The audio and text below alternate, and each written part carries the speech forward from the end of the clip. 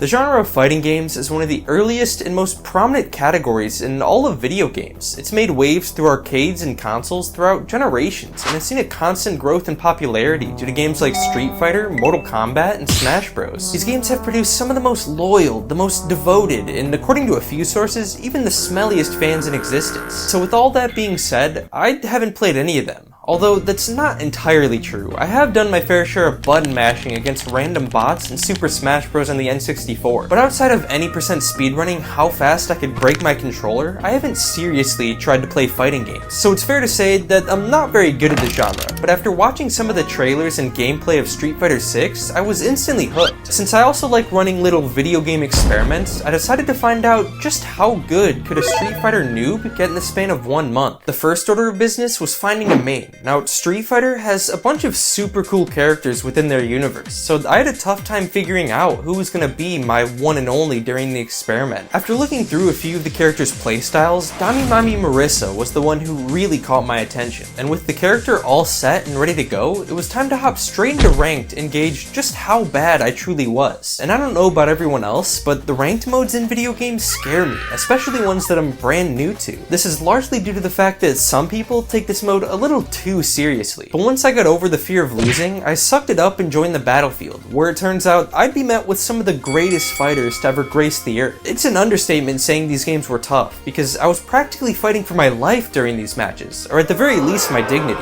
Completing the placement matches, I ended up losing all but 2 games, slotting me comfortably in the rank of Iron 1, which on the bright side can only go up from there. And although I just found the ranking to my Marissa, I felt like I needed something more, something different than what she had to offer. Plus, if you're someone like me, you tend to get really bored of playing the same character over and over again, especially if that character just isn't doing the job for you. So then it was time to move on to the next character in the long line of Street Fighter waifus, where I would end up choosing Minon because of her great assets, features. I'm just trying to talk about her ass. This time around, ranked was way easier to deal with. I was slowly becoming more consistent, and although there was still a ton of losses, I could at least put up more of a fight. It was around this time where I also didn't feel like spending $60 just to get abuse for free, so I spent a lot of time practicing combos in the training mode, and just learning a few simple combos alone helped me rise up the ranks. Soon after playing enough games, I was able to make it through bronze and into silver, where I would again find myself plateauing for quite a bit. While encountering this progression roadblock, I began to notice just how rage-inducing fighting games are. Street Fighter, and I assume most other fighting games, have some of the highest highs and the lowest lows, which makes sense because you have no one else to blame during these matches except for yourself. It's not the game's fault that you got blasted by an 84-hit combo. Can I please play the game? However, the people I will blame is every Ken main in existence. I played so many Kens, and each time I'd get absolutely shredded by the opponent. This character alone made me want to hop into the game myself and hit him with the meanest attack I know.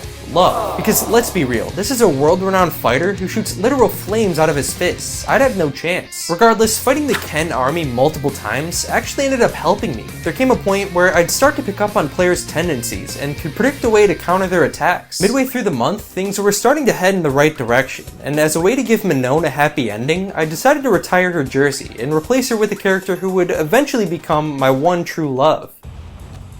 There we go, I predicted it! Yes, sir! Yes! Let's go! There we go! Oh my gosh, that was perfect. That was good. I probably could have did the better damage one, but that works every time. Zangief was so much fun. I know he's regarded as one of the worst characters in the game, but for some reason, I was able to climb the furthest with him. Maybe it's the fact that he requires very little mechanical skill to be able to utilize properly, which is great for my glue-eating caveman brain. The only downside to playing Zangief is that some of the matches are extremely slow, and that's being generous. So many games would last the entire 99 seconds without a single thing happening, and let me tell you, this Tom and Jerry routine is not very fun. But aside from the occasional slow-paced game, everything else was pretty much normal, and as we neared the final days of the experiment, I'd look to answer one last thing. A common question among the fighting game community is asking if the controller type really matters, that being your standard analog stick controller versus what's known as a fight stick. Using an Xbox controller myself, I was also curious to find out which controller is better, or if there's even a difference between the two. But since I don't currently own a fight stick, I resorted to the closest item I had, my piano, which I guess in theory is somewhat similar. Using the piano, I tried to boot up a few matches, only to find out that things were a little more complicated to get used to. Let's just say the tune of Street Fighter was not very pleasant.